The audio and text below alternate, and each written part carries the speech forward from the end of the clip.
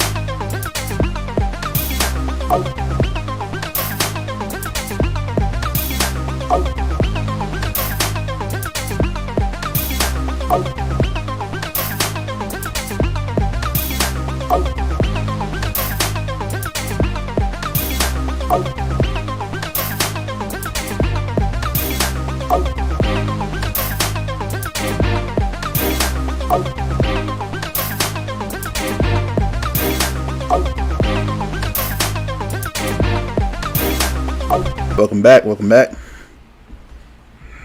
Welcome, man. What's happening, Q? What's going on? Welcome back to Swish Masters Podcast. I'm your host, QtheGuru. What up? I'm Zay, the executive producer. Thank y'all for tuning in. Yeah, thank y'all for tuning in. So, Zay, there was a lot that happened in our, since we, were with the people last time, there are some things I thought that would happen by now, such as, we talked about when KD requested a trade. We thought he'd be gone by now. We thought some other dominoes would have fallen. But it's tough. It's tough out here. Man, it's been I saw someone tweet, it's been a weak summer. And I'm like, I wouldn't say weak, but it has been surprising. We're talking about none other than the Kevin Durant, yet to be traded. That's right. I'm surprised too. Yeah, I'm surprised. It's definitely surprising, but there's a lot to get into. We got a lot to talk about today. The WNBA had their All-Star game. We'll talk about Kevin Durant, why he isn't still traded right now. Some Kyrie Irving news. We'll also talk about the recent signings that happened, Deandre, Ayton, Donovan, Mitchell. There's a lot we'll be talking about today, so thank y'all for tuning in. But first, let's go ahead and get into the WNBA. Of course, they had their All-Star game. The format is similar to what we know. If you're watching NBA All-Star game, it's very similar. You have team captains. You have Stewart and Asia Wilson. They were captains, and Fowles was a co-captain too on Team Wilson as well, so shout out to her as well. But Team Wilson won. It was a little closer game towards the end, but it was still a good game overall. And actually, it was so good that they saw huge gains in their viewership, which is awesome. They had over 700,000 views that day. And just to be clear, this game happened at noon. I was kind of surprised it was at noon. This is an all-star game. You have other things going on. Of course, you got Summer League going on in the NBA, the NBA 2K23 Summer League. You also have, I think Wimbledon was during this time as well. So there's a lot going on, but to still see that huge game, that says a lot about the growth of the game. But there are several really key moments that happened in this All-Star game. So Zay, what was one of your favorite moments from this game?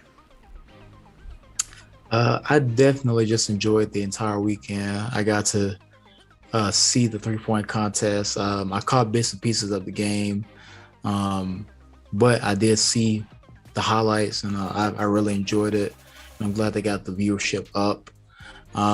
For me, a big thing that happened in the All-Star game was definitely the Sylvia Fowles breakout dunk. Just getting to see her, having her moments, and what's going to be, which is crazy to me still, her final All-Star game. She was out there getting buckets and having fun, man. So that was a big one for me.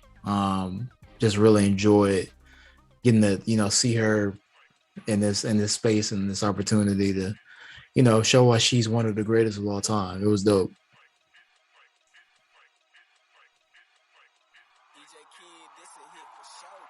Yeah, it was definitely dope. Some other key things about this game, they introduced something that was pretty cool. You had the 4-point shot that was introduced. So in their 4-point shot, there was like 2 basically spots on the floor where they had to attempt to get a 4-point shot. So it was like no more than like a few minutes into the game where I forgot who it was, but she pulled up from the 4-point shot, and got 4 points, man. So like, what's significant about this is that the NBA is kind of afraid of change a little bit. In order to like get changes, they're often implemented, and you'll see some WNBA make some changes, or you may see some changes in G League. Like we're seeing some things in G League going on right now, not in G League, but the Summer League going on right now. That'll be taking place in the NBA. We'll talk about that in a few seconds, in a few minutes with the take foul situation. That's going on right now in Summer League. So anyway, can you imagine having this 4-point shot eventually in the NBA? And I thought it was very interesting how they have it only on 2 spots on the floor. It's on the opposite wings, basically. A little further out from the 3-point line. And if you watch the game, you see any type of highlight, you'll see it on the floor. It's clear. And I think as defenders, it's pretty cool to know all right, I'll only have to defend these 2 spots on the floor.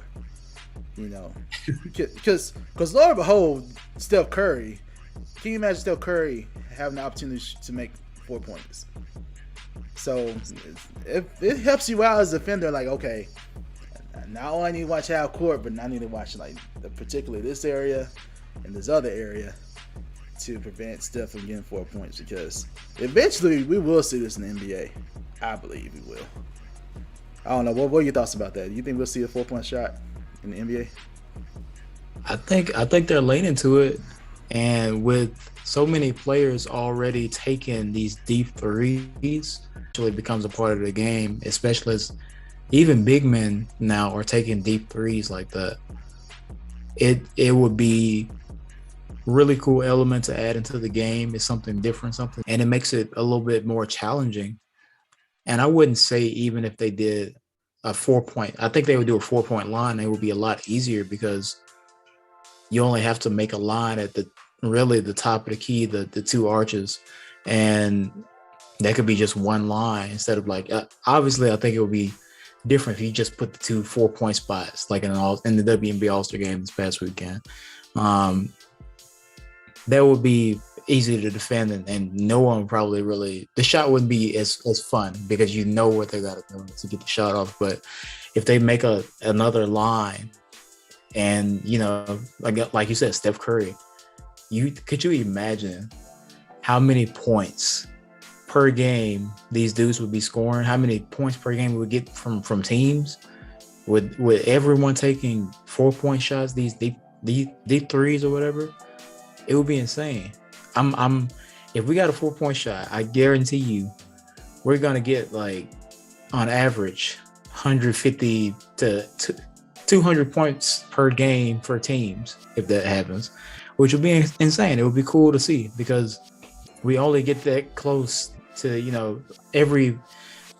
It's very rare that we see that type of point range from a team, and we see it kind of getting close to it in All-Star games. So it would be really cool to see for sure. Yeah, for sure. There are some other things that happen in the game. Of course, you highlighted, what you highlighted again. They have some really amazing shooters in the WNBA. So some other thing that happened too, we actually saw a dunk. And this dunk was actually the talk of the whole game. If you watch, if you follow NBA Twitter or anything on Twitter related to basketball, you'll see the highlight. I'm sure you guys probably saw it as well. But the fact that she spoke about the dunk, she said it was unexpected. And again, we talked about this before too. This is her last year. So to go out like that too, and yeah, it was just really awesome to see, that highlight reel of her dunking, So, yeah, shout out to Sylvia. So, yeah, that was nice to see. Shout out to Sylvia Fowles, man. That was awesome. Yeah, that was really nice. Talk like that. So. Yeah, man, it was awesome to see. Vicariously, Yeah, man, for sure. So, with this All-Star game, seeing so many gains in viewership, it means they're in the right direction.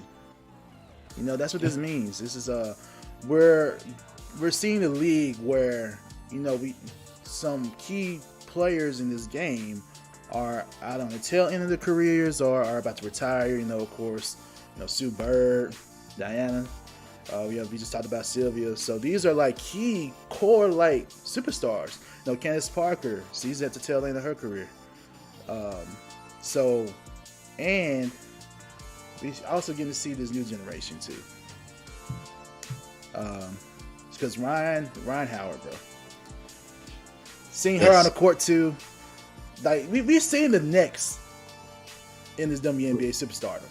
We've seen the next. Sabrina. Still Brianna still has years left, So we're about to see the torch being passed to these next group of young WNBA superstars. Yeah. And you think with the league moving in such a good direction, you didn't think that this will happen. I don't know if you guys saw this. Do you guys remember the extravagant All-Star Game trophy Steph Curry won? It looked like a real light trophy. Like, man, I want that. I want to go after that trophy. That trophy was nice. You even have. Did you know Summer League players are getting rings this season? Rings, yeah, real championship rings with real diamonds on it. Summer League. For Summer League. We're talking Summer League. not the championship. Not the championship that they go out there and die for. Yeah. Summer League. We talking about not a championship thing you get after playing 82 regular season games. No, we talking about 2 weeks. About 2 weeks worth of play. No more than a month worth of play for sure. Summer League. Getting rings. And y'all, this trophy. Kelsey played her heart out. She earned the trophy. Gave a 30-piece. 30-piece. She earned the trophy. The All-Star. she earned this trophy, right? But y'all, this trophy is so pitiful. like a chicken wing. Man, you can barely hold it, man. Y'all look this up. That All-Star Game trophy was trash. Her teammates was making fun of it, man. And I don't blame them. Because that's ridiculous, man. You're moving in this right direction. You're getting millions. We talked about that before, too. How more people are investing into it. And how the commissioner was able to get them a surplus of money, for commercials and things of that nature. Mm-hmm. At least, I know it's on at noon. You probably think nobody was watching, but this became such a viral thing. That trophy was so pitiful, man. Yeah, yo, it's so small you can't really hold it with your whole hand. It's like a toy. It's like one of those toy trophies you get. You can hold it like this, Yeah, basically like how he's holding it. fingers. The Like you can't even, fingers. you can like if you, like for instance with Steph's trophy for the All-Star game, right? He's holding it with his whole hands. Yep. Yeah. Kelsey was like this. Listen. We're talking about a trophy that you get as an athlete. You know, a 2-year-old shouldn't be able to hold the trophy. That's my thing. This trophy can be held by a toddler. That's how terrible this trophy was. It's just like a kiddie trophy toy. They deserve more than that now. Come on. They deserve more than that. Or if you can't do a decent trophy, do a medal or something. You know, Give me a certificate. I'd take a certificate other than me up here holding this little thing. oh, An athlete who just dropped 30. Oh. And 30. the presentation of it, man. You're playing in the WNBA in the All-Star game, and you mean to tell me you can't give me a real trophy? And that's not a good reason to go viral. You want it to be like, oh, like Sylvia Fowles' dunk should have been like the highlight, but then it was a talk of it for a minute until that happened. It's like, until that happened though, and then this now is it's a talk. And it points out the discrepancy already with the NBA and WNBA. Yeah, it does. Because like I just said, Summer League is about to get rings. Summer League. Now, I understand the argument from some people like, okay, yeah, the NBA makes more money. True, it does. But not a whole lot of people watch Summer League like that. Unless you're you may be a diehard fan. You may want to look out for individual players. True. But most people are not going to just watch Summer League games. The viewership is not as high as regular season or even postseason NBA games. But even they're getting rings now. You know, and that just shows you how much the NBA has done. The NBA has done really well in revenue, but the WNBA is on the rise too. And we just talked about the torch being passed to these young players. And one tool that they have is social media. And I feel like the more social media driven the WNBA gets, the more platforms it can be on, it can help its popularity. And then eventually, we may see more games as we do in the NBA. Because they have some young superstars in the WNBA that are definitely worth watching. And just need more exposure. And I think the advent of social media will definitely help that. For sure. Yeah, it has to. It has to at this point. Yeah. So, as the game gets passed down to these other young stars, hopefully we can see more games. You know. Definitely. So and let's get the WNBA All-Star game, not at noon. Not at noon. Yeah, because who watching that at noon, man? Like, it's the All-Star game. All-Star game. I mean, I'm expecting for basketball. It's more of an evening type of feel. Right. That's the time. So let's get this. Let's do this right, guys. Let's do this better next year. Yeah. It's all going to depend too on what channel they can potentially be on too. Like more rights.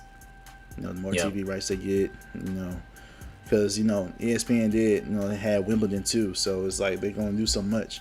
It's just how they probably had to frame around that schedule.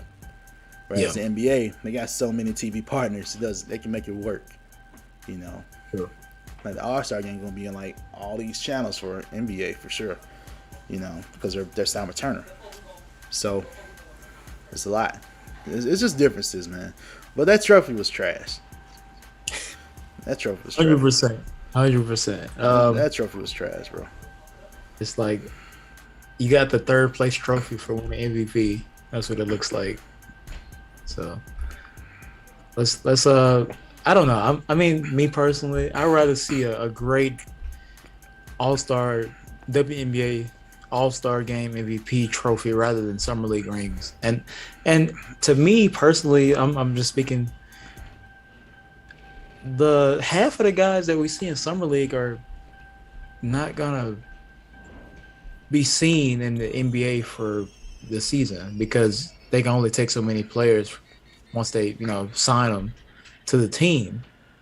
So you're gonna give rings to a lot of guys that you probably won't see for a while unless they get signed to another team, and that's still a big if, Yeah.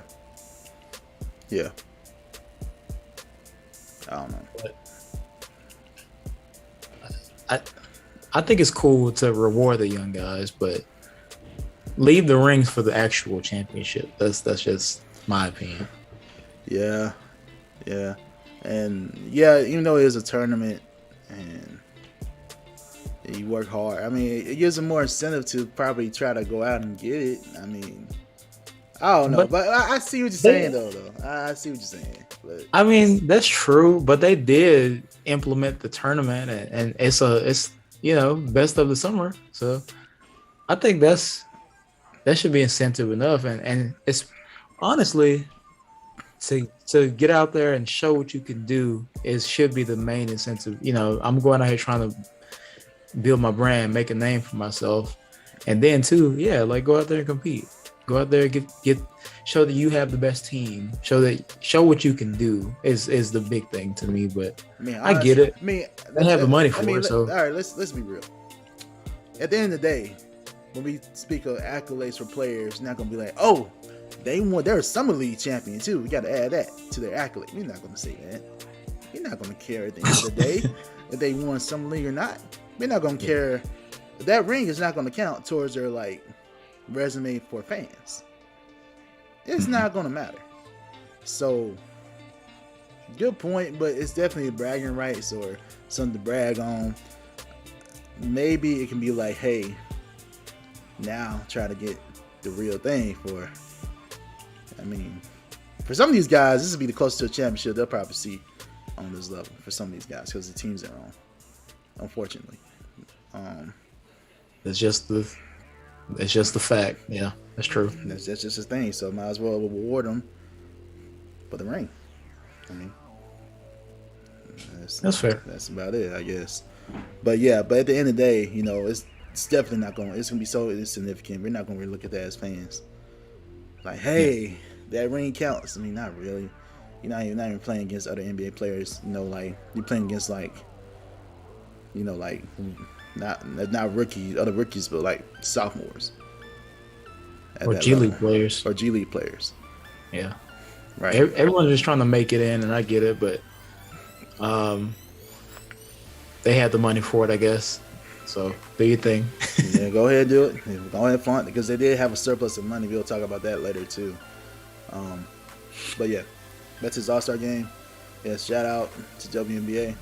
It was definitely a good game. It was nice seeing all these stars on the floor, and this will be some of our last time seeing some of these stars in the All-Star game. Oh, yeah. So, the WNBA is also at mid-season point, so it's also be on the lookout for who can win MVP. Right now, it is really between some of the captains that we talked about, Brown Stewart, Asia Wilson. They're up there in the MVP battle right now at the mid-season point. Mm-hmm. Some teams that are very impressive, like the Aces, are definitely still impressive right now. So be on the lookout for all this stuff in the WNBA. There's a lot going on, so stay tuned with that. Definitely. Shout out to Becky Hammond, doing great. Yeah. First year as head coach, you know what I mean? All-Star game coach, one of the best teams in the league right now. Yep. And also, before we move on from the All-Star game, gotta shout out Allie Quigley, man. Four-time now. 3-point shootout winner in the All-Star game, more than any player, male or female. So she is lights out, been so for years, and we got to see that last year, especially in the finals for Chicago. So shout out to Allie Quigley. Shout out to CP, repping Chicago in her hometown. It was dope. Shout out to all these ladies, man. I love it. So definitely we'll be keeping our eyes out for what's going on next in the WNBA with MVP and all these different things. For sure. Definitely. All right, so over the course of last week, the Pacers made a huge offer to Deandre Ayton, and of course, it was a $138 million offer. It's a max contract sheet, which is what he wanted. Mm-hmm. So the Suns then had 48 hours to match it. They matched it literally like the next day. So Deandre Ayton, for right now, is still part of the Phoenix Suns right now. Okay. So, yeah, with that being said, this deal will have an impact on the KD trade market, which we'll get into momentarily here. But yeah, what you make of this? You know, the Suns actually matched the offer, and remember before DeAndre, he actually wanted this from the get-go. The Suns were kind of silent on it, you know. Mm-hmm. I guess they're just trying to see who would actually want him, because once you put the qualifying offer out there, you can resign the player, you know. But now you see the Pacers really wanted DeAndre Ayton. I mean, he would have been an asset to what they have going on, I guess. But if you think about it, I guess Miles Turner and DeAndre Ayton would have been, I guess. I don't know. I guess I was trying to figure out why the Pacers really wanted DeAndre Ayton. You know, especially after they traded Sabonis to the Kings. You know, I'm just trying to figure out how they're trying to build. You know, and that's how I'm trying to figure out. But either way, I think it's good that the Suns matched it, because if they didn't, he'll be going away from nothing. I still believe he could be potentially traded, depending on the relationship between him and Monty Williams, because I don't know if you remember this, but at the end of that last playoff game, he took DeAndre out, and apparently there's something that happened, but they kept it in-house, which is shout out to them for keeping it in-house. But it was definitely something that makes us think that maybe Monty Williams is not too fond of DeAndre Ayton, but I don't know. It's a lot you can literally get into. But this puts them at least $15 million over the luxury tax. They had to pay that, so it's definitely a hit on them. And because of this, he can't be traded until January 15th. Yeah. So that's why this cuts into the whole KD thing. But before we get to the KD, give me your thoughts on DeAndre Ayton, like remaining with the Phoenix Suns. I think it's a smart move from Phoenix to keep DeAndre Ayton, even if they're just going to utilize him as an asset in the trade market at some point. Well, January.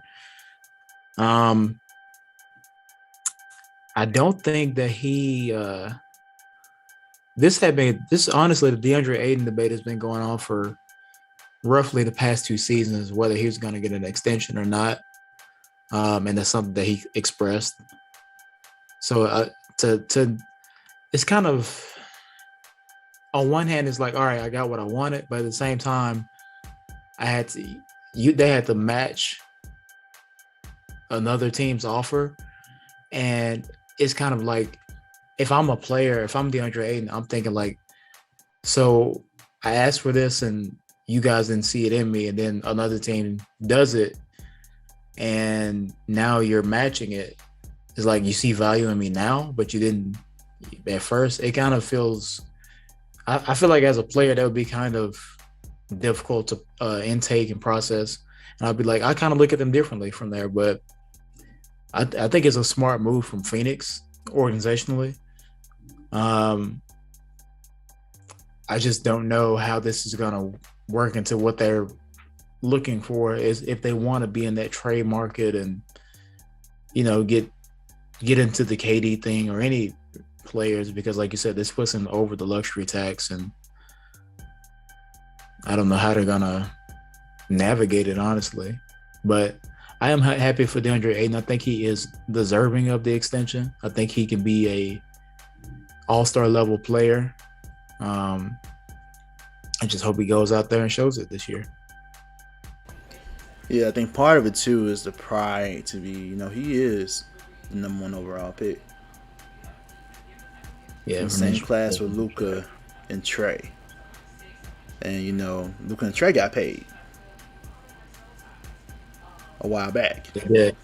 Yeah. Now you're one of the last ones in the top 3 to be actually paid.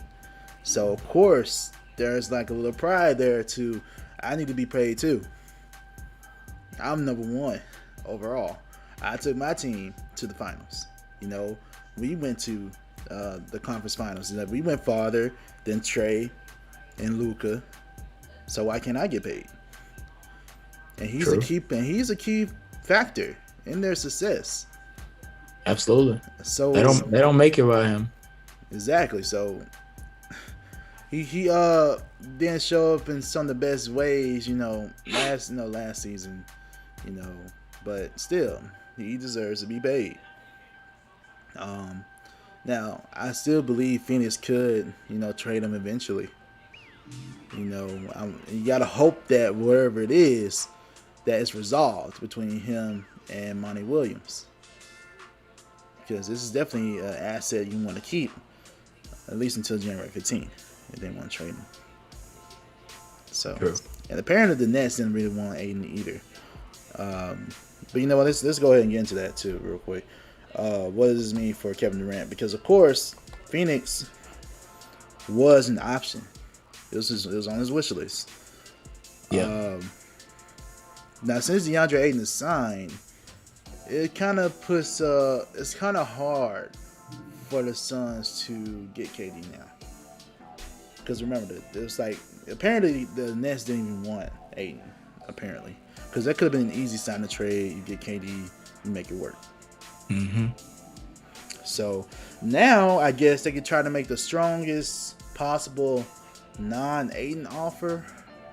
You have to try to make it work. Maybe it can include, Bridges or Crowder or maybe Cameron Johnson. Maybe include those things to make sure you balance the salary, and of course you got to include some picks in that. Got to. But other than that, man, this trade market for KD has been so silent. It's kind of surprising here. The only ones we're hearing about really right now, Phoenix was really up there. Yeah. But now, because of what Phoenix did with matching Ayton, honestly, the Heat have been in talks now. Like, you guys will probably have the best offer. Is between you and the Raptors to potentially have the best offers right now.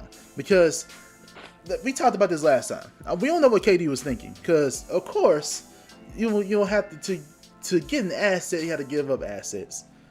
Which means players you probably want to play with, they're going to probably be traded.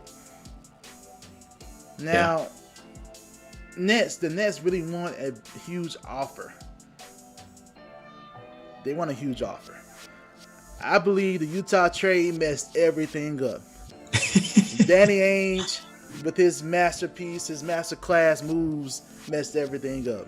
If Rudy Gobert can go to the Timberwolves for these players and about, I forgot how many picks now. I feel like it's about 6 first-round picks. Of course, KD's worth more. So if you're the Nets, hold on to get what you want. Absolutely. For Kevin Durant? For Kevin Durant. For 4 years on the contract, no trade calls. He can't control where he goes. So, but the thing is, the Nets want players that can help them compete still. They're not trying to really rebuild. So,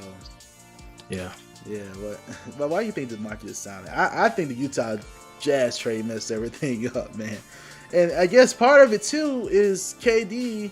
Again, he hasn't played a whole lot of games over the past couple seasons. We talked about that too. He's only played about 90 over the past 3 seasons. So it's not looking good for him either. He was injury prone too. He had an injury that sent him out for a whole year. He had injuries before in Golden State that had him out until he played again, in the playoffs and, re-injured it. But, still, he's getting older. This is an older asset. He was getting older. So yeah, I don't know. What are your thoughts on that? Why is the market so silent for KD? I just think that a lot of teams are looking at what they have, not wanting to disrupt their system currently, but also it's very difficult to match or find a worthy offer for Kevin Durant. And like you said, Rudy Gobert going for 6 picks and 3 players is a lot. And we're talking Rudy Gobert, and this is no slight to Rudy Gobert, but he's not that guy. He is not on the level of a Kevin Durant. At best, he's a B, almost B minus on his best day. And Kevin Durant is in that A plus category. So if teams saw that and they're like, oh, Rudy Gobert went for 6 picks and those players, oh, Kevin Durant's going for like 15 people easily. You know what I mean? Like, there's no way Brooklyn, and as they should be, asking a big price of these teams, and because it's Kevin Durant. And that's true that he's aging, he's older, he's had injuries.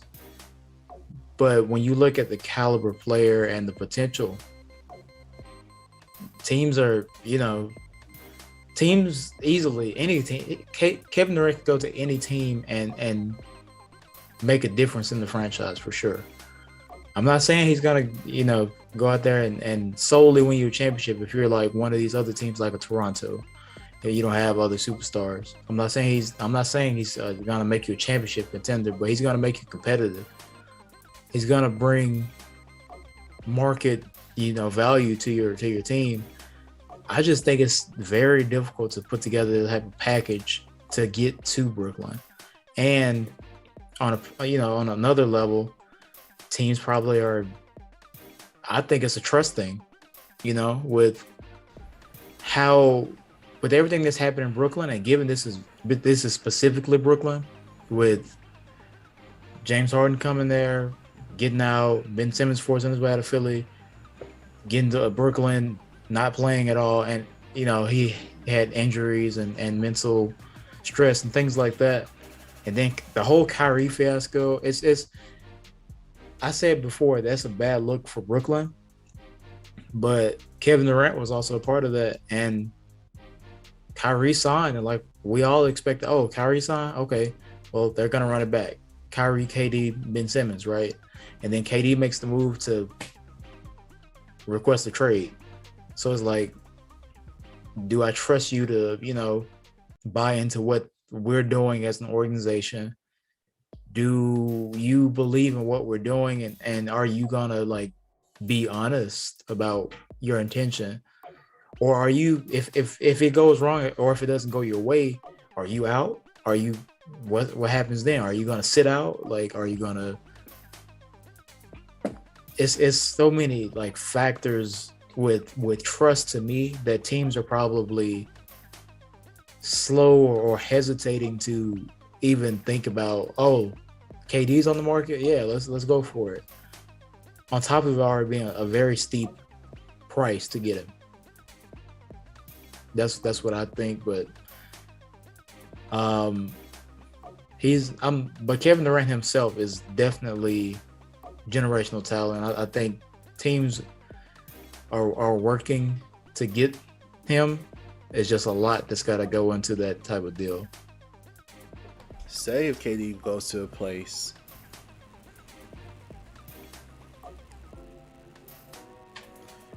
for example, say he goes to like Washington, which is not really on his list, but it's like hometown there for him. Do you think he'll play this is the thing. Do you think KD will play the season if he's at a place that was not on his list? I think so. Because this is the thing. The thing is, the typical thing that people think about KD is that, man, this dude just wants to hoop. He's a hooper. This is what we hear about KD a lot. Yep. However, if he goes to situations that he doesn't like, will he potentially sit out? because he does have 4 years left. That means you'll be 4 years in this situation that you don't really want to be in. Do you think he'll play? I think that he plays. If he gets traded to another team like a Washington or whoever, and they're not on the list, I think he'll play. I'm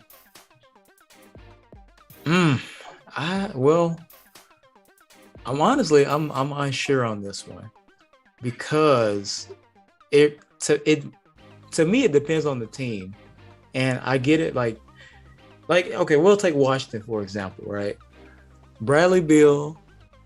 You gotta. I honestly, I can't think of a lot of Washington Wizards players right now. I'm sorry. I'll help you out because when Russ was there, I was following the team. That's what I was thinking. I was there. The talk is like Aldia. He was a lottery pick from last season. Who was okay. He could be another person. Rui Hachimura. Hachimura. Yeah. Rui Hachimura is another young player that has potential. So say you throw in because I feel like.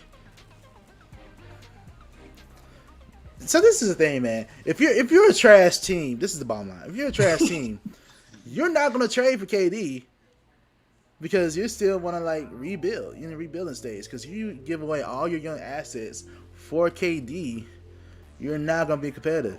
You just said it. KD is not a player who can just carry a team to a championship. You said that. Not alone. Not alone. So are we confirmed about that? Are we sure about that? KD is not the type of player that can lead a team to a championship by himself. Is that what we're saying? No one can do it on their own. No one. Well, LeBron technically did it. Yeah. He took him there at least. Yeah, that's fair. That's fair. He didn't win, but he took him there. We're trying to say. So we're saying KD can't even take him there by himself. At this point, I don't think he can. I don't know if he can. I mean, that's a good question. I mean, if we look at Brooklyn, not this past postseason, but 2021 against the Bucks, you know? Yep. Kyrie goes down, James Harden goes down, KD. But the thing is, though, this is the thing that people always bring up. If he had a shorter toe, he would have made it. They would have been in there. That's what we always say. But so they were close. But even with that, he wasn't by himself. Even when he was on OKC, he wasn't by himself either. He had Russ and James Harden. Mm-hmm. Reason why we didn't win because James Harden was disappeared on us. So that's a whole nother thing. But he hasn't shown us that he can do it by himself. And the whole reason he went to Brooklyn is like, okay, this is my team. I can win it as the leader here. I'm the bus driver, Charles Barkley. So like, it's tough, man. And unfortunately, apparently, according to Brian Windhorst, it's a discussion among the Warriors that, okay, maybe we could get KD here. And to be honest, the Warriors they are kind of another candidate out there that you can still be competitive if you give up some young assets. For example, you give up Kuminga, you give up Jordan Poole, you give up Wiseman. 3 pretty good young players for Kevin Durant. And they also can include some picks in there if they want to. I kind of feel like the Warriors kind of do have another one of the best offers out there to get KD. They have good assets for sure. And then they can still be competitive.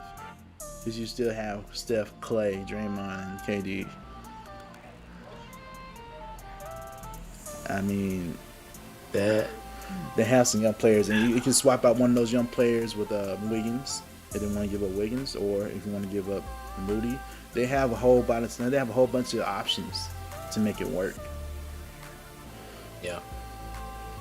Now, ideally, they have to keep Wiggins or another one of those young players, man. You got to keep one of them. I feel like Jordan Poole will be on the board either way. Honestly, I think Wiggins will be a big piece of the package. So you think Wiggins will go to? I think Wiggins would go. I think they would probably throw in maybe a Kuminga, maybe a Wiseman. That's At tough. least two. And shout out I to think it's Wiggins Wiseman. and two other picks. Yeah. Two other like young players and picks. Yeah. And Wiseman he's been showing some good potential. So Yeah, early in he had summer good league. Definitely. So he's matching my fears right now. Like I told y'all. But shout out to Chet too, man. That man been balling too. Oh Black yeah, leader. yeah. Man. So anyway, if KD goes to the Warriors and they have to give up all those assets and get KD, I wouldn't be really upset because I kind of think that kind of makes them worse. If you think about it, they now in today's NBA, you gotta have depth. The Warriors won. Yeah, you're because right. they had depth, and you're gonna give up all this depth for KD, which we just talked about, has missed a lot of games. Who's getting older, and that means most of your roster will be consisted of these older players at this point. So the average age of your roster is older now because you got rid of some of your young assets. And if KD does go to the Warriors, I'm telling you, he's gonna have a lot of pressure. Just that team to just make it, because this is a narrative now. Oh, you left Golden State to get your own team. Oh, you brought in James Harden. Oh, you got in Ben Simmons. Oh, you got out the first round. And now, I don't like it here. I'm gonna request a trade. Oh, I'm gonna go back to the team that I left from in the first place. It is gonna look bad, and he will have to, and I mean he will have to get to the finals, and it's gonna be tough because the West is tougher now. You got the Clippers on the rise again. Kawhi could be coming back, and healthy Paul George back with their team they got over there. The Grizzlies on the rise. The Mavericks on the rise. They got Christian Wood. We talked about that. That should be really good for them. It's going to be tough. It's going to be tough. You can never count out LeBron James and Anthony Davis. You can never count them out. It's going to be tough. Yeah. And you got to remember the reason why he left. He was done with the system. So is KD going to really buy back into the system that Golden State had? I don't know. That's why the Warriors, it's a discussion because you're like, okay, is he going to really buy in here? Okay? Right? Is it going to be less about the individual and more about the team? It'll have to be if he goes to Golden State because it's how to right. Even I was just thinking about this video I watched with Brian Windhorst talking about Steph Curry and how when Kevin Durant originally came to Golden State, how selfless of a player Steph Curry is, that he realized in order for this to work, I have to take a step back and let KD do his thing, right? Even this past year, he came, it was like March, I think. He was out, injured, came back. He said, I'm not going to disrupt what we have going on. Jordan Poole's starting in the spot, right? But it's Steph Curry, the greatest shooter of all time. And we're talking about one of the greatest players to ever play at this point. He says, no, you know what, coach? Bring me off the bench. I don't think that, I don't know if Kevin Durant has that level of selflessness. And I don't think, I'm not trying to call Kevin Durant selfish by any means. But when it comes to... make an argument. You can keep going, though. You can make an argument. Just have to say that. When it comes to selflessness and that system, if I'm Golden State, I honestly don't see it happening with them even really going after KD.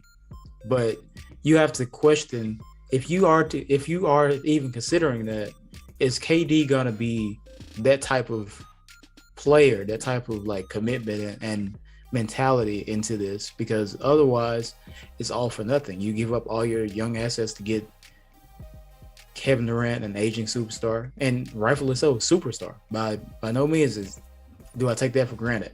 But like you said, it becomes a problem when you trade away these guys because they are your young core with depth and that provides you with everything that you need versus getting, I'll have Kevin Durant, Steph, Clay, Dre, great, starting 4 or 5. But all right, who do I have come off the bench? Is Iguodala retiring? Is he coming back? Moody not Moody. Yeah, Moody's there, but he may be part of a trade package. Kevin Looney just signed back, but who else is gonna provide me the depth that I need? Because there was an issue in Brooklyn. They gave up so much to get Harden and Kyrie and have that monster trio, but it didn't work out. So I don't know. Yeah, I wouldn't do it if I'm Golden That's State. what I'm saying. I wouldn't do it either if I'm Golden State because, again, it'll make them worse, in my opinion. Because in today's NBA, you win with depth. You win with actual team building. Now, look at the trend from the past 2 years. Look who was in the finals last year. You had Phoenix and you had the Bucks. These are teams that are constructed from within. And yeah, they found pieces in free agency to help them, but these are not like big threes, The Bucks added Drew Holiday to help them, The Suns added Chris Paul to help them, finalize what they got going on. Look at this year, the Warriors. This is a team mostly constructed from within, developed from within. Jordan Poole developed with this team. Andrew Wiggins was an addition, true. But for the most part, he developed with the Warriors to be where he is right now. This wasn't them going out to get someone to bring them in. It's unique that way. Look at the Celtics. If anyone personifies this, is them. A team fully drafted, developed within. This is a trend that the NBA is going right now. You could say this is the reason why the Lakers are struggling right now. The Nets are struggling right now. The teams that have these big threes are kind of struggling. Yeah. So, because honestly, this is the better way to build NBA teams. Honestly, you build from within. Figure out the right pieces that fit your system. Absolutely. Now we get to a point where talent doesn't just overcome everything. There's more to it. There's team chemistry. You have to have the right coaching. Coaching definitely played a part into why the Nets were trash. Okay? Maybe trash is harsh of the word. I like Steve Nash. Man. Maybe that's hard. That was too harsh of a word. But you did not do a good job, sir. Of coaching this team. But and again, that's not totally his fault. I don't know if this is true. But Steve Nash talked about this. I don't know if this is true. It's just terrible. You hold a practice as a coach. Okay, guys, good practice. Kyrie Irving gonna hold his own practice after the practice. It's just undermines your authority as a coach. And then before you got there, we don't need a coach. It's culture matters so much more now in the NBA. It's always mattered, true, but even more so now. So, man. It's like you made your bed. You kind of got to lie in it right now for KD because the market is silent right now. I talked about this just now. The main leaders right now, the Raptors and the Heat. You tell me as a Heat fan, do you want KD on your team? Obviously you probably want on your team, but you got to consider what you have to give up. You'll have to give up some young assets that you have. So are you willing to give up these young assets to get KD? Is y'all can somehow keep Bam. Say somehow y'all can get to keep Bam. But you got to give up Hero and Duncan. And maybe, I'm not sure what other young players y'all have. They could probably throw in there. And some future picks. And say you throw Lowry in there. I think you'll love that. But that's probably entice the trade for you. But I don't think the Nets would want Lowry. Because he's an older asset. He's not viewed the same. But definitely, honestly, it had to be Bam to make it work. Honestly, bro. So to make it realistic, Bam, Duncan, or Bam and Hero, or maybe all three, plus some picks for KD. Would you do it? No, I in good faith, I couldn't do that. I think that is leveraging the future for a potential greatness. And even in that, we play a system as well. So I don't know if we haven't, and this is no slight to anyone that's on the Heat currently. We haven't had a team or players that just like go out here and give me 30. You know what I mean? Like that was the D Waves, that was LeBron's, the Chris Bosches, you know, on his night. That could, you know, you just kind of run through them what they're doing. But now it's more so Jimmy is a bucket. Don't get that wrong at all, but he also is a very team-oriented guy. And I don't know if Kevin Durant, like you said, even with Golden State, I don't know if he buys into that. I don't know if he buys into what Miami is doing. And to give up Bam, who is, to me, one of the most versatile defenders and elite big men in the game, if not the best, you know, versatile defender in the league, for KD, who may or may not play, who may or may not buy into what we're doing, into the system, into the commitment, I don't give that up. Because just 2 years ago, those guys were in the finals and not Kevin Durant. So I can't really in good faith say, oh yeah, let's throw this away for Kevin Durant. Because at the end of the day, I don't feel like that brings us any closer to the ultimate goal, which is championship. Unless, you know, and given it's Miami, they're gonna make other moves, but giving up those, to me, Bam is a cornerstone. I'm not, if it's anything with Bam, off the table. I'm sorry, I can't do it. Then we got, you know, Duncan and Hero. I'm like, you know, those are talented players, but to give them up and just get Kevin Durant is like, oh, that's a deep cut. So I wouldn't do it if it's me. And this is the reason why, y'all, that the market is silent. We just went through it. It's like you don't want to give up your young assets. Yeah, and it's tough because this is Kevin Durant. Y'all know who he is. This is Kevin Durant. but no one seems to want to make the move like this. I honestly feel like if this was a couple years ago, oh yeah, people have been doing it. I feel like part of it is the narrative right now. Yeah, that's on KD and the recency bias.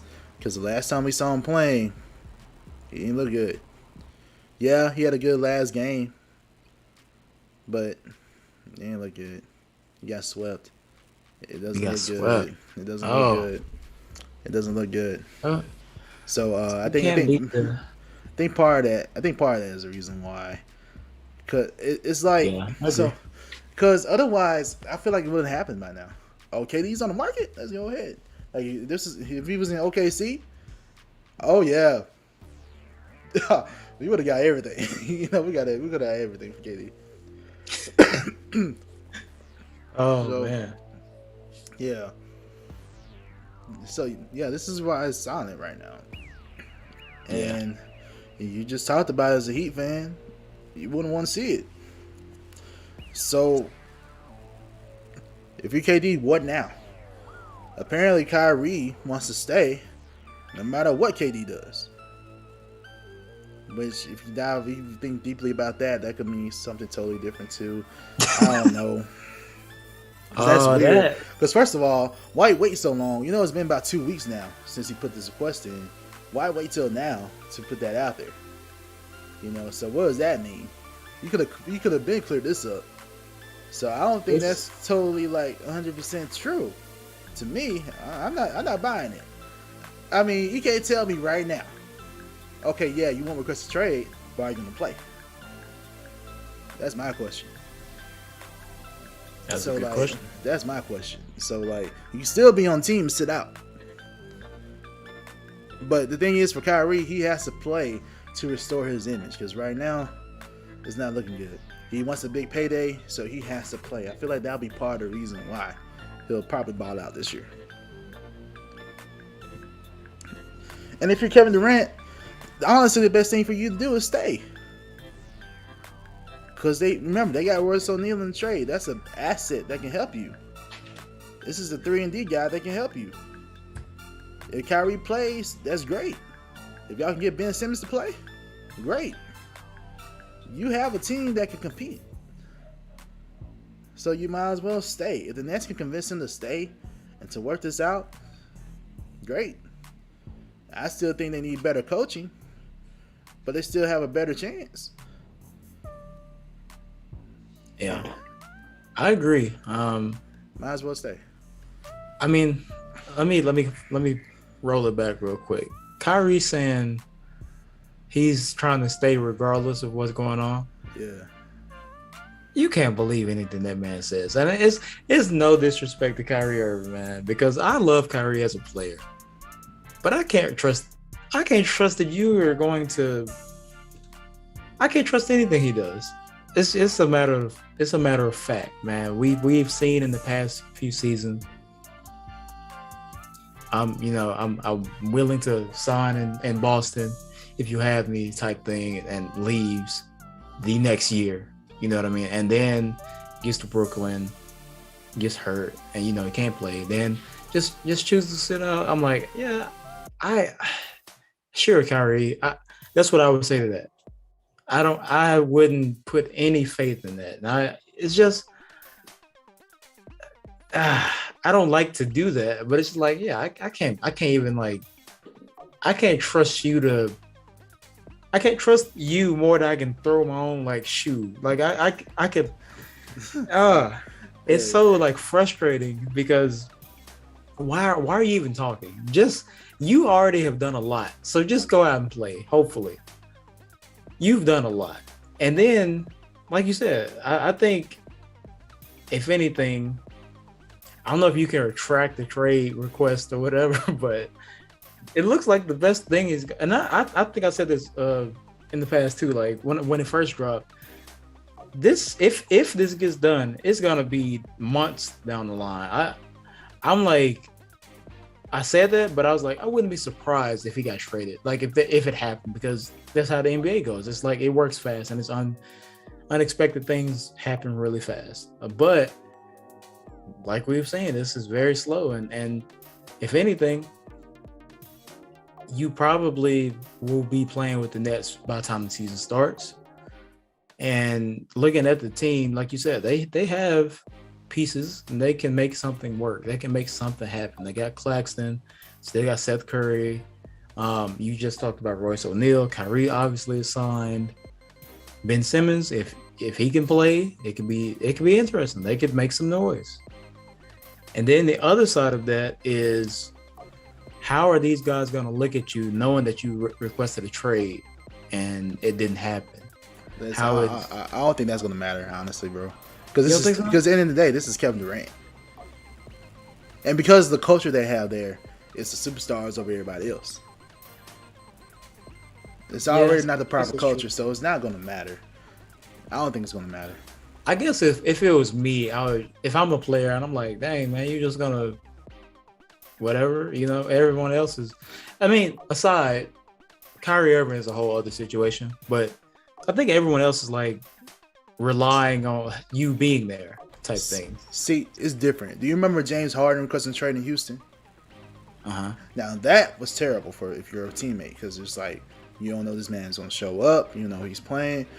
Now we don't think KD is like that. Yeah, you're right. Because based on right now, we think KD. Yeah, KD's gonna play. Now KD does something. If he pulls a James Harden, that's gonna affect the players. I don't know if he's gonna play, because then you gotta answer media questions all the time. Where's KD at? how's it affecting the locker room, and how's KD doing this? Does KD say this? You know, that's going to affect you as a player at that point. But if he's back, he's all in playing, I don't think it's going to matter. But if he does anything like James Harden, yeah, that's going to be bad. I agree. You're right. That makes more sense. James Harden took the worst route he could take, and he forced himself out like I've never seen. He forced himself out. Terrible. Like, it was bad. Kevin Durant, for his own health and safety, he should not do a James Harden. Don't not work out and get out of shape and then come into camp like that, because it's just, you already have had a year healing from your early injury, so don't do that. And I agree, he's gonna play and he's gonna be ready to go, but it just is kind of a weird thing knowing that a guy requested a trade. But I mean, looking back at it, that's not the first time that's happened. Even Kobe requested a trade at one point in time, but it didn't happen. And eventually, down the line, they got to the championship, won. So, good point. And last thing about this too, what messed us all up too was the fact that they announced it as soon as it was requested. There's a saying, sir, real G's move in silence. You gotta be silent when stuff like this happens, because you gotta believe, if this is silent, no one knew about it, you make a call with a team that probably wants to do it, it probably be done by now. Yeah, that's true. And then everybody be like, oh snap, like what? Oh, you're right. That did build onto the narrative of everything that's happening. And if it would have been handled, behind closed doors or, backstage type thing, I think it probably would have happened. It would have. Like, I go back to, okay, I'm an OKC fan. But Paul George would be traded like that. All right? Yeah. He got traded.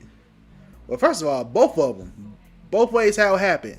How we got him in the first place, that was still kind of surprising.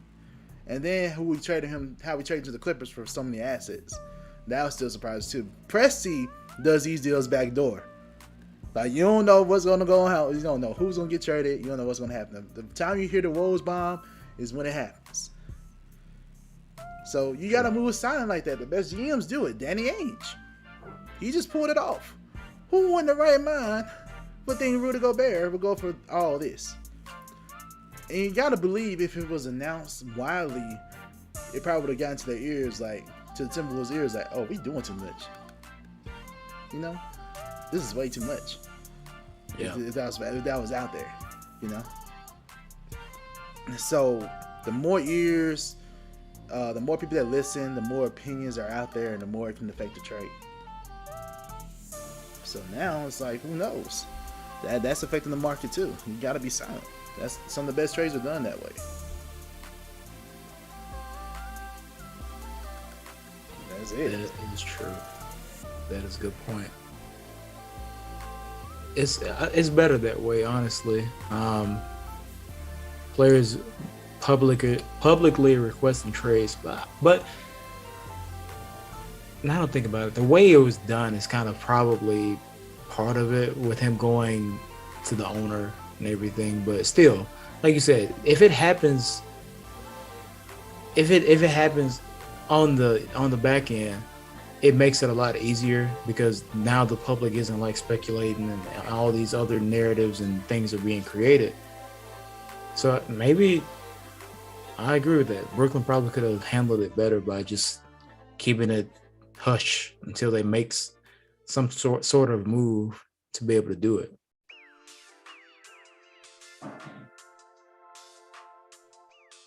Yeah, man, there's no other way. Yeah, that's about it. So I still think right now the best course of action is just to try to talk with KD, talk out whatever issues that were there that wanted him to request a trade in the first place. Because you got to think about it, Kyrie opted in. If this is a move because you didn't think Kyrie's going to get signed, then what's the point? I don't understand. And then the report comes out, like we just talked about, Kyrie's going to stay no matter what. is weird. So why did he request a trade in the first place? Dysfunction. We just talked about the situation is not the worst. You can still be competitive. Apparently, it's nothing personal with Kyrie because another report was out there saying y'all want to play together again. I don't get it. What's the reason why? Yeah, I don't get it. I don't know. But until anything happens, people will still be talking about this. But I honestly feel like nothing's probably going to happen anytime soon. However, there is a trade that will happen soon, apparently. Now, we just talked about how Rudy Gobert was giving up, right? Yeah. There were reports, what about Donovan Mitchell? The club came out saying, we want to build around Donovan Mitchell, right? Mm-hmm. But now, apparently that's not the case. It's not the case now. So right now, Utah is now willing to listen to Donovan Mitchell trade scenarios. Okay? This is general manager. This is what he said. Change is inevitable in the NBA. I'm not trying to be cryptic or anything else, but Donovan is on our roster, and he's a very, very important part of what we're trying to do. Things involved in the NBA, so I couldn't sit here and say anybody is untouchable. We're trying to build a championship team, but there's no intent to trade Mitchell at all. But that whole thing that he just said right there, that tells you, okay, basically, all right, our whole roster is available. Tell me what you got. And once this was out there, teams are on the go. And one of the main teams were the Knicks. The Knicks reporters out there like the Knicks are trying to do everything they can to get Donovan Mitchell. That was one of the next things we're hearing, man. So apparently, the Knicks backed away from the Jazz's request. Apparently, they wanted a huge haul, which is understandable because you got a huge haul for Rudy Gobert. Mm-hmm. I mean, they wanted I'm trying to see real quick.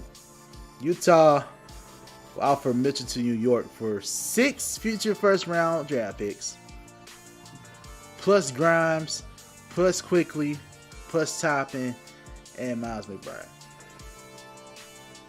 Sheesh.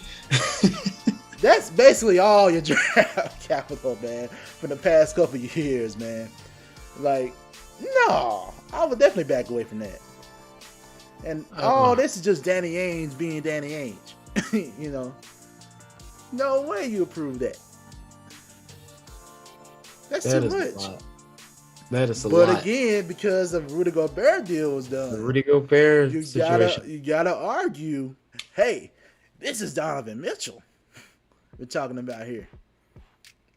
But no, all organizations aren't as dumb as the Timberwolves. So he's gonna counter some opposition now. So, what are your thoughts on that, man? Where do you think Donovan's gonna go? Obviously, the Knicks is a destination. Where are some other destinations? I've been hearing about the Heat. What are your thoughts on that too? I am not mad at that. If Donovan makes his way to Miami, I would not be mad. And that's kind of crazy, We just talked about Kevin Durant, but I'm more open to the idea of a Donovan Mitchell. And I'm not saying give up. Yeah, dude. I'm not saying give up a whole bunch. Is that crazy though? Ain't that crazy though? How this trade is more realistic now than Kevin Durant. It's crazy. And what does that say about Kevin Durant, man? But yeah, you keep going, bro. It's insane. I've been eyeing that one for a while. Even last year, I was like, Donovan seems not happy. We should look into and check on him. Come get some sunlight. The beach is always warm. Great vibe in Miami. It would be nice. It would be nice. I would not be mad if we made an offer. I wouldn't. I'm not giving up. Bam. Still, I'm standing on that. not giving up a lot of young talent like a hero. I want to keep something, but if we were to throw some draft picks out there and maybe a couple players, I think for what Rudy Gobert got, yeah, Donovan. I think Donovan would like it in Miami.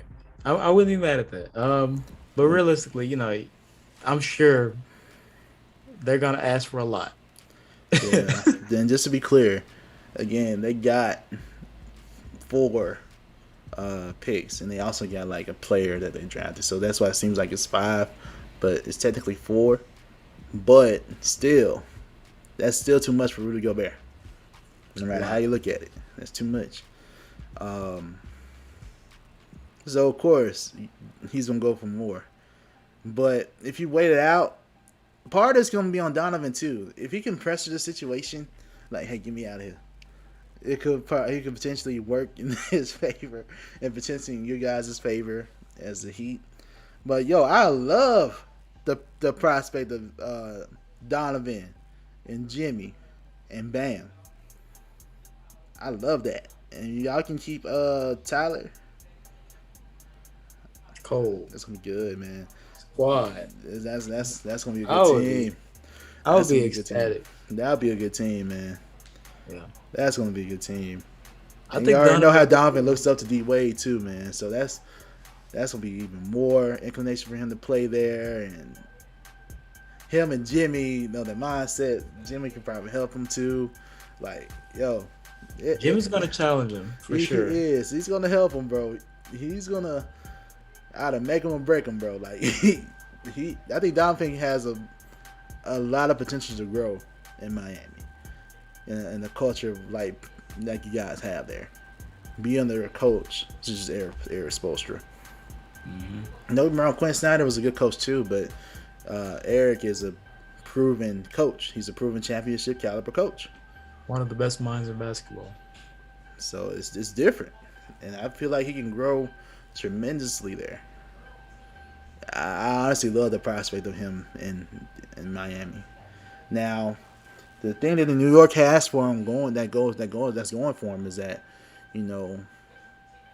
Leon Rose is there, who apparently he's with CAA, so it's like, you got that there. I believe I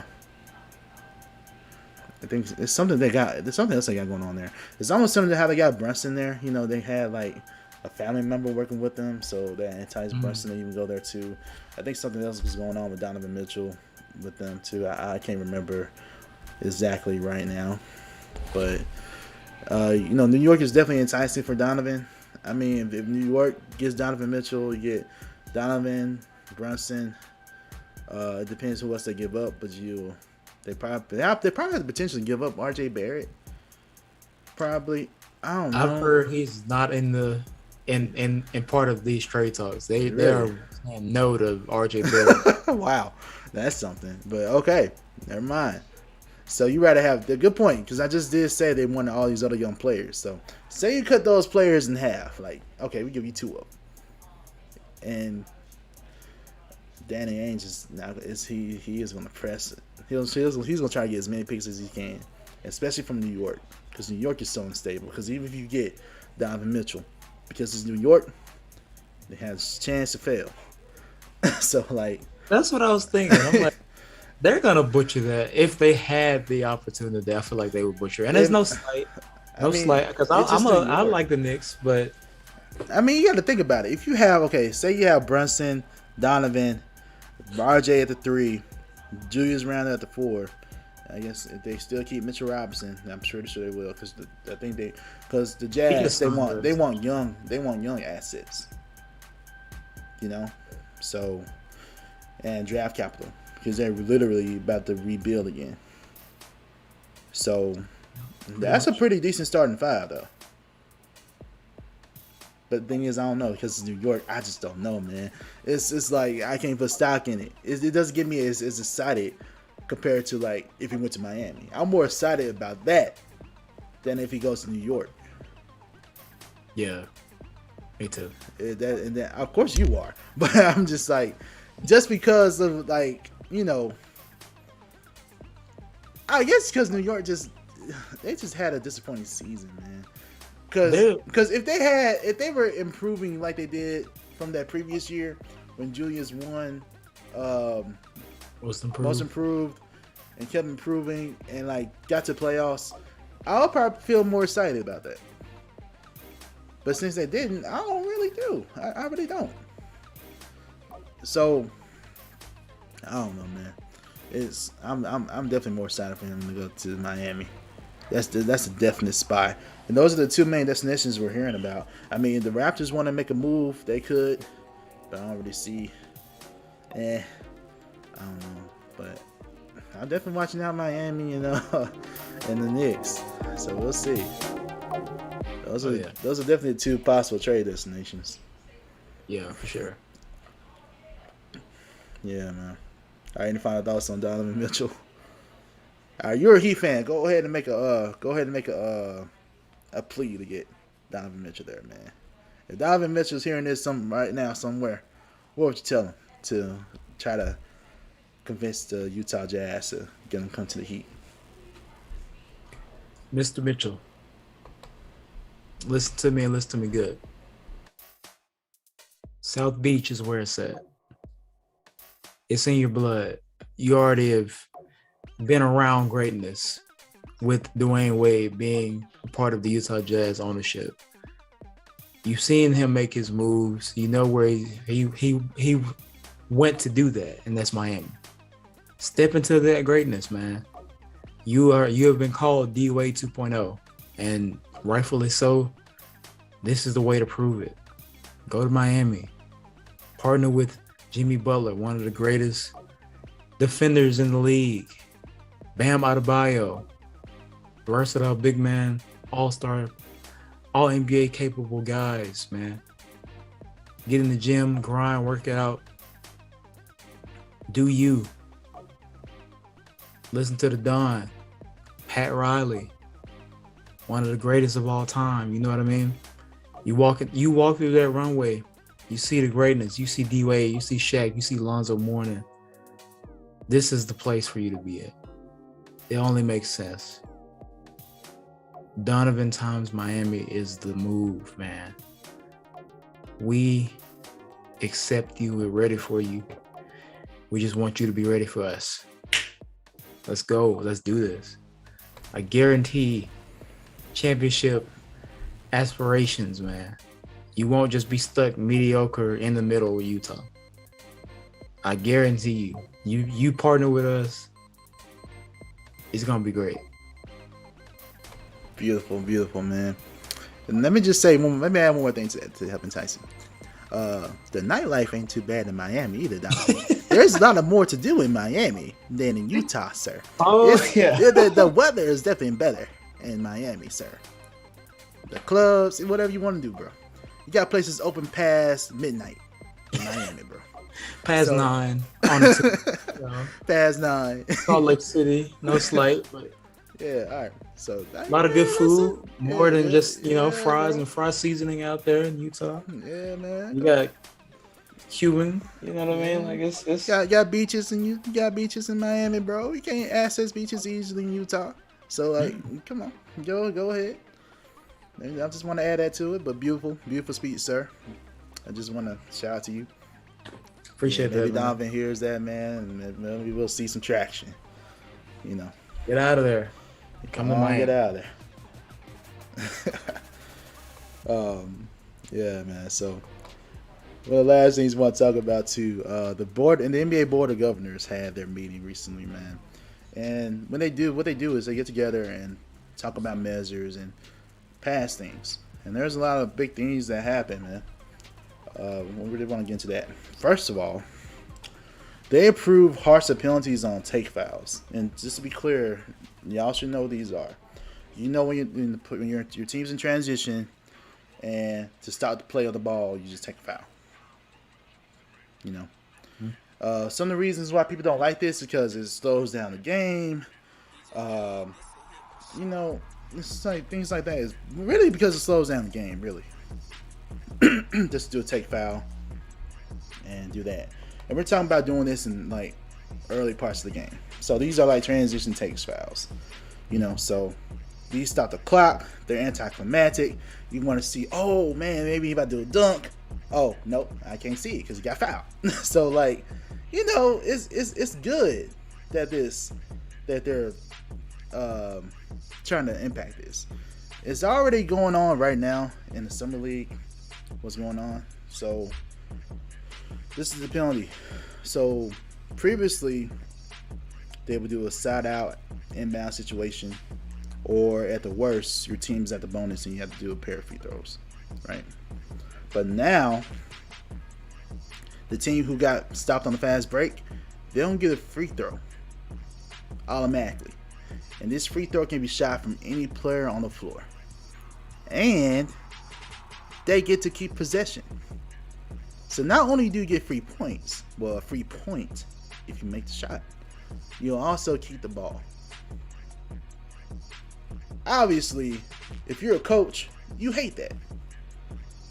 And of course you'll steer away from players doing take fouls in these situations. So yeah, what's your reaction to that? I think it's good. I like it.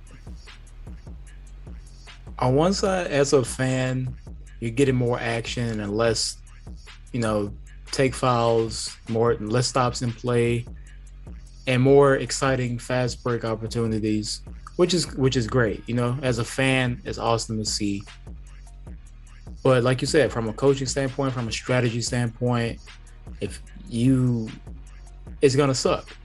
But I think it's overall good, because that means as a team, as coaching goes, as far as like organizationally and schemes and play sets and everything, you have to be on top of it. You can't, at this point, you already couldn't afford turnovers, but if you turn the ball over and you can't stop them, or you can't get a take foul to slow it down, you're just gonna put yourself in a further hole.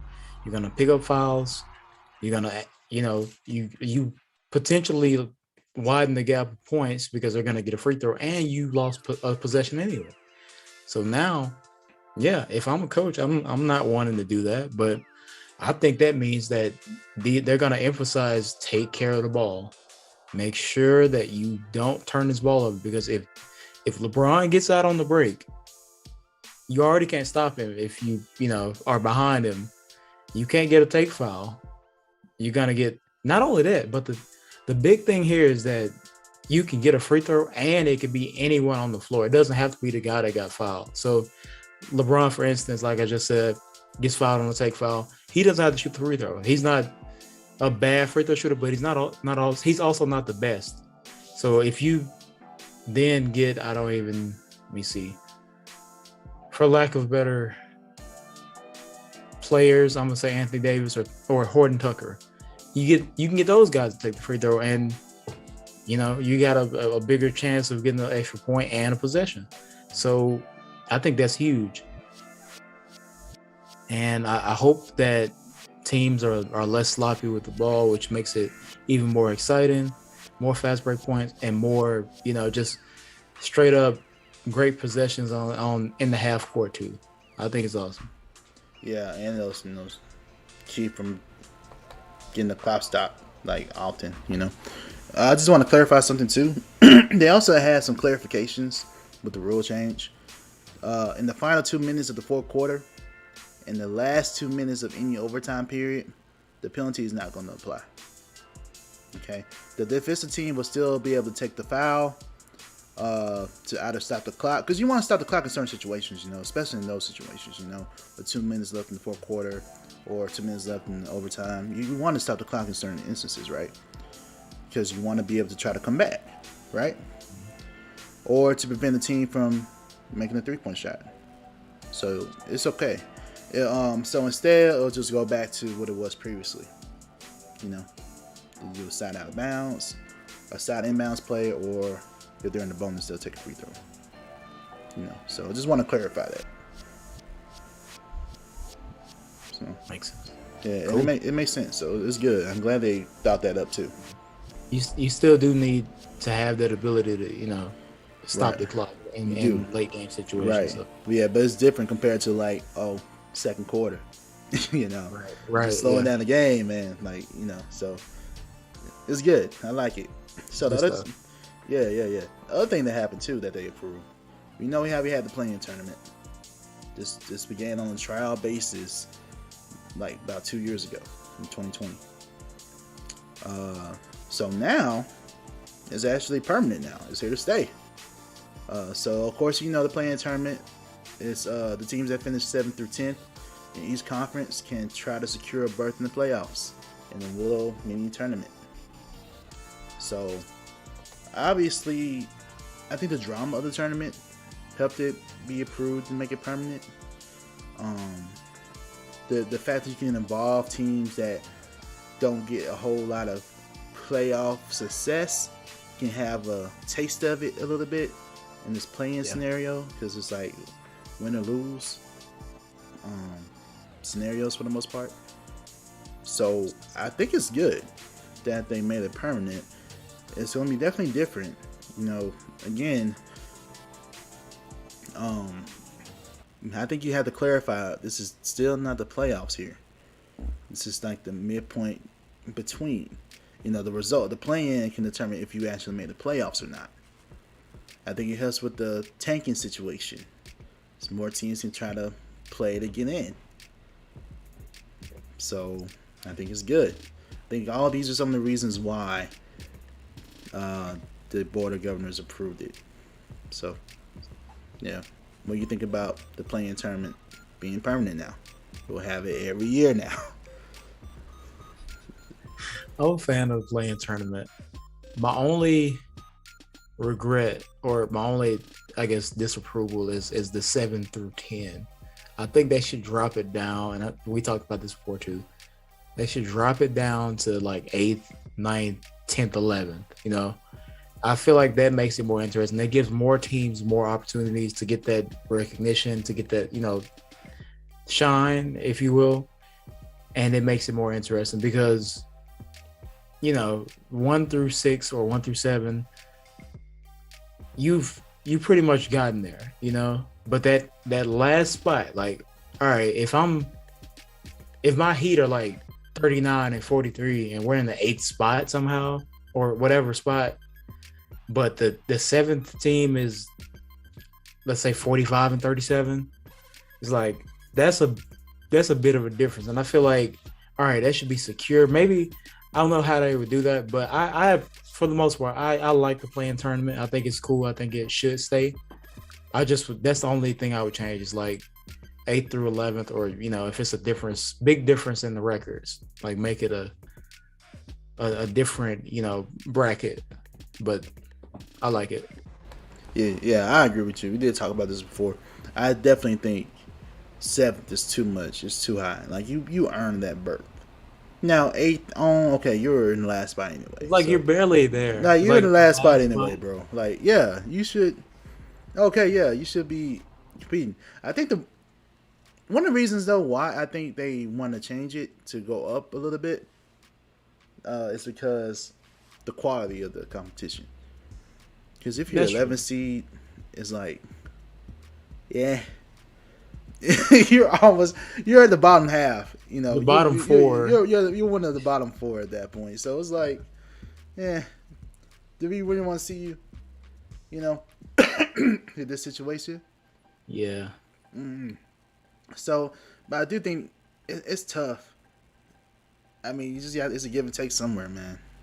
I'd rather see some more quality basketball teams play than just like, because if it's 11 seed going against the 10 seed, I'm probably not watching it.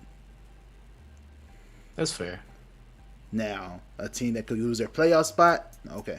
And I think that's why too they also have stipulations in there, like, okay, if you lose, you get to play the next round anyway. You move on. It's like that type of thing. Yeah. But if you're like the lower seed, like you're like 10 seed, like if you lose, you're out. That's it. It's like how they have it set up. So even if you have 7th, you have a little bit of an advantage already. A little bit. If you're 7th and 8th, you have a little bit of an advantage. Just because you can lose and still play again. Makes sense. Yeah. for example, I think like with Washington, when Russ was there, they were able to. I forget, man. Did they make the playoffs or not? I forgot. I think they did get the playoffs. Washington? Yeah, I forgot last year. I'm talking about Russ was on there. I'm trying to remember. With Russ, yes, they did. Yeah, and they got there through the play-in tournament. Mm-hmm. You know, they got there through the play-in tournament. I think they lost to Boston, but like, yeah, that's what it was. That, you know, it gives you a chance, and if you have a chance, you get more fans involved to hype. You know, so yeah, for sure. Yeah, it's all good. I like that idea though. Russ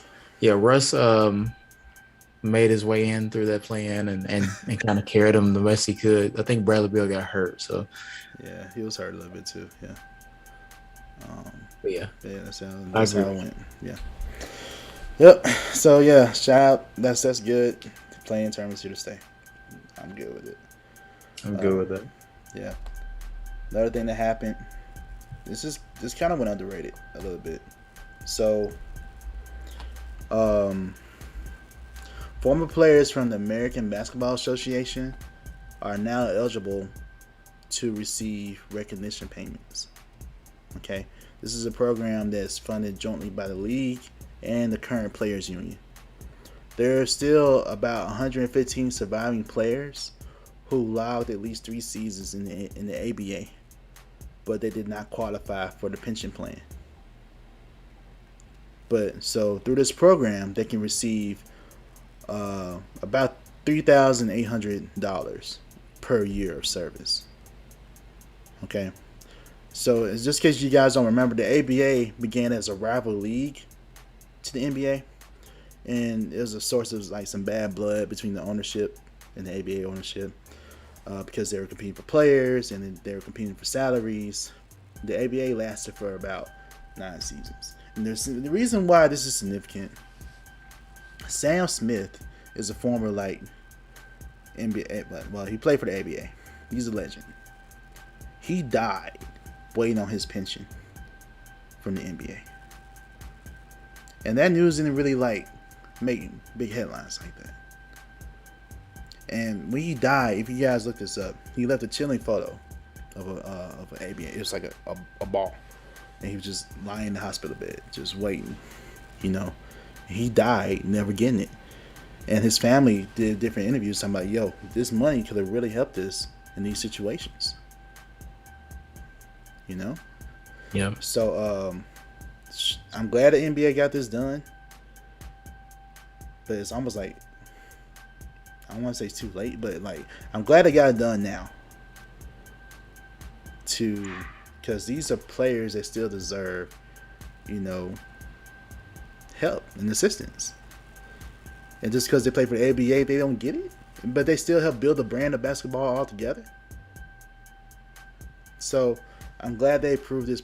Now I'm glad they approved this, and then get to have money now while these former players are still alive.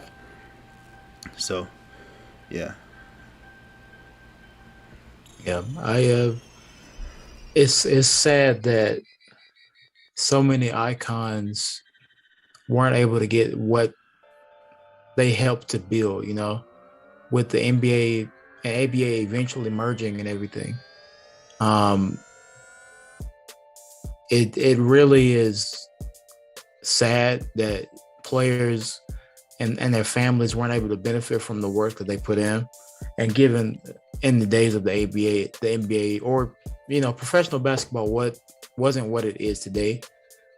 But these players, you know, I think it's something that it's not the same exactly, but guys like Charles Barkley and Reggie Miller, you notice that those guys aren't in games like NBA 2K and things like that. And it's because they have chosen to stay out because they want the older players to get that recognition, to get that, you know, those payments. And I'm glad to see that the NBA is starting to be able to take care of them. And I get it, you know, over time, that takes a lot of it took them a long time to get to this point where they have that type of revenue and being able to pay out pensions. But at the same time, I'm I was it. I wish it could have been done sooner because those guys still get that recognition. They're still recognized as guys that were trailblazers, legends that helped to pave the way for guys to get paid like this today. So I do applaud the NBA for at least taking the step and being able to provide this type of assistance to these players, to their families, and hopefully they can build on it and continue to build the brand as we continue going forward and go from there. So yeah, I'm glad we finally got done because they sacrificed their bodies for the game. The least we can do is like, okay, you take care of us, we'll take care of you. I'm glad the NBA is not finally doing it for these former ABA players. So yeah, shout out for the NBA getting this done and their board of governors getting it done. So that's good. During this session, Adam Silver talked about he commented on some recent things. All right. This will be our last topic we'll talk about to close out the podcast. So as we know, we talked about how some players are forcing themselves out of their situations. We talked about James Harden, right? Ben Simmons, and now Kevin Durant. And Silver was asked about it. He said, "No one has suggested to me that Kevin Durant said he's not willing to live up to the terms of his contract. So to say you would like to play in another city is one thing. To say I'm not going to appear for training camp or certain games will potentially be a violation of his contract." So he says, "Look, this needs to be a two-way street. Teams provide enormous security and guarantees to the players, and the expectation is, in return, they will meet their end of the bargain.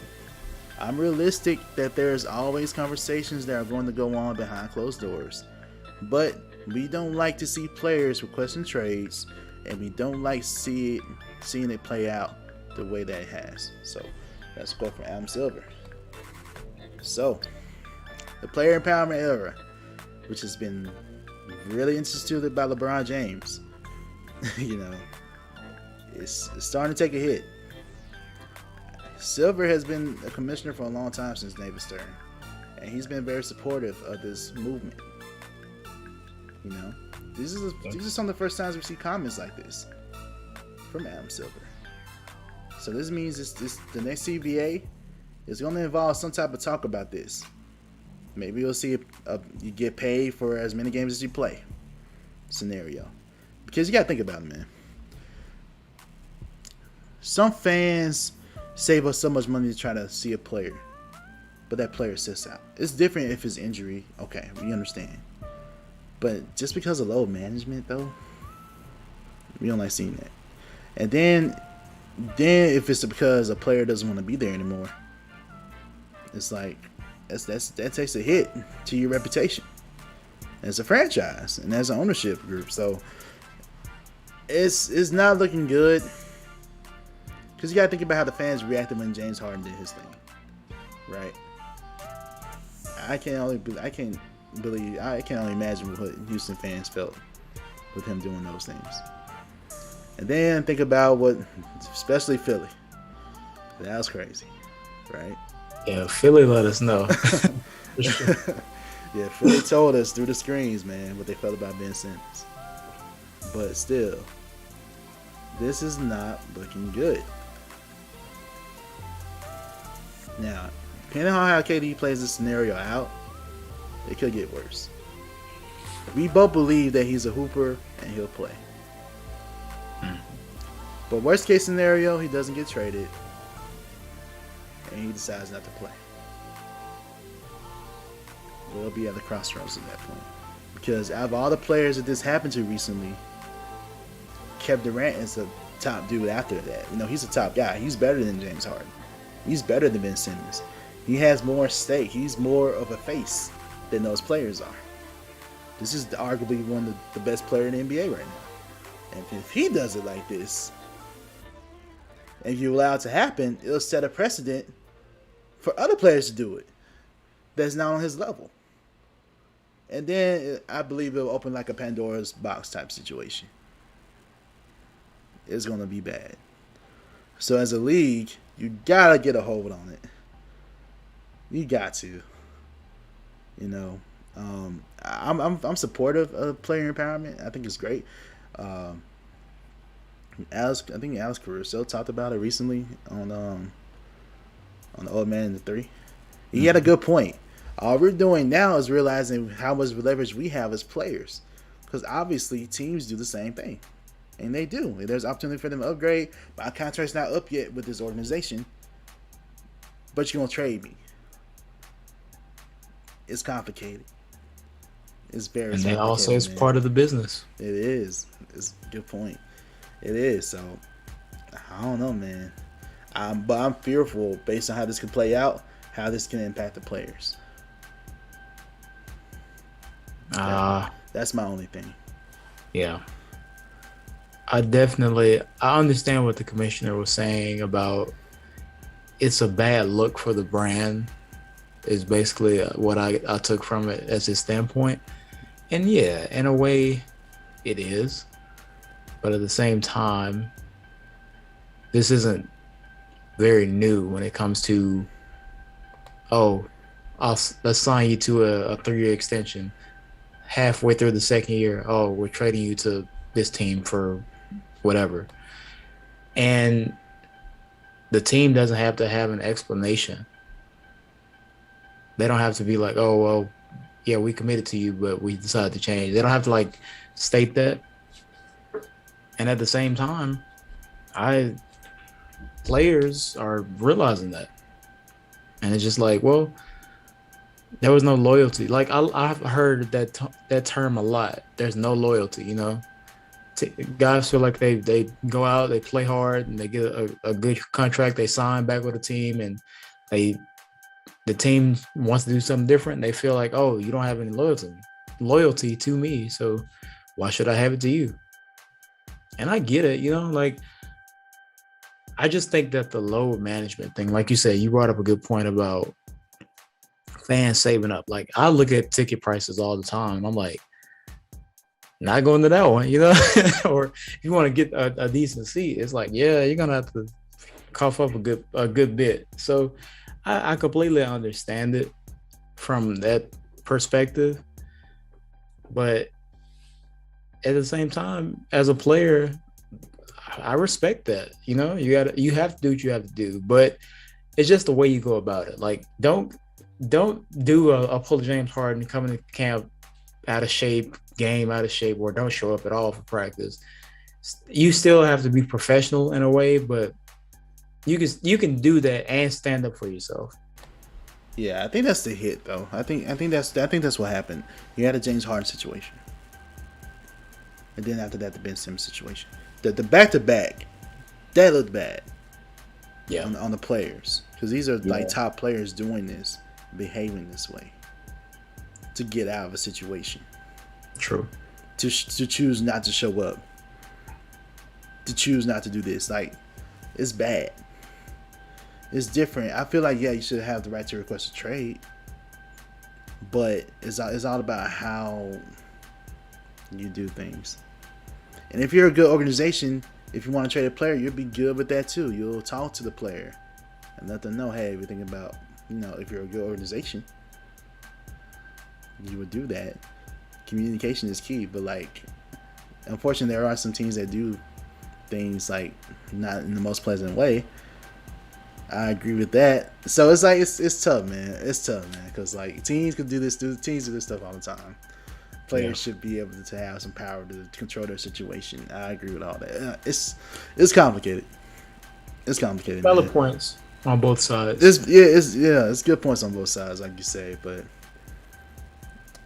I think ultimately, the people that have the ultimate power are the owners, and the NBA is so far along in its support of its players than other leagues are, such as the NFL. I really love what the NBA does to support its players, but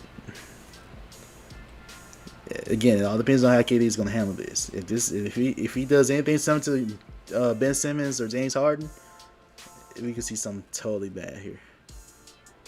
because they don't start up negotiations soon. So I don't know. Y'all be on the lookout for that, man. It's gonna be tough. Yeah, it's gonna be tough, man. But thanks for listening to Swish Masters Podcast. Where we'll be bringing you breaking news as we see it. We'll react to different things that go on in the NBA. The off season is still here.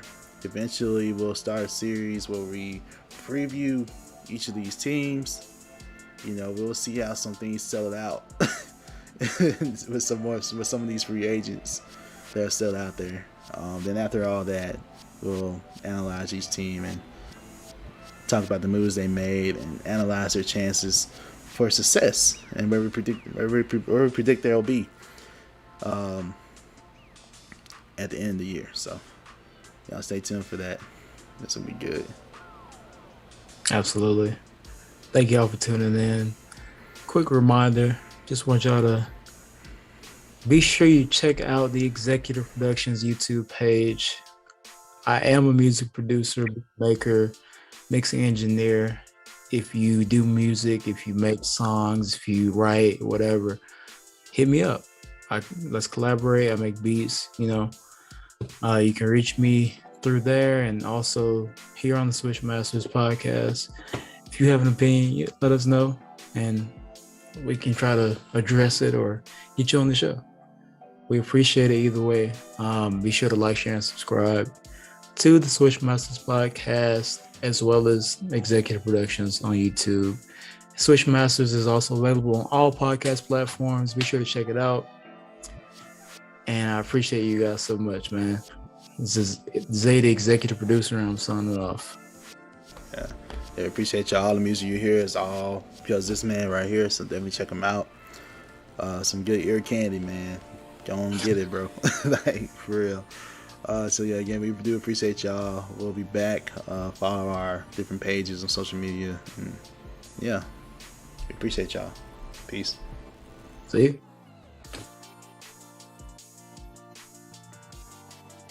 What up? Thank you for tuning in to the Swish Masters Podcast, and thank you to our sponsor, SS96. Visit ss96.net and use the promo code SWISHMASTERS for 15% off. Yeah, that's right. You heard me right. 15% off on all store items. Hats, hoodies, t-shirts, whatever you need, SS96 has it. Also, don't forget to go and check out that music from Straight Stoner, produced by yours truly. You know what it is, Gut Gang, mobbing, sleepwalking. We out here. Thank you.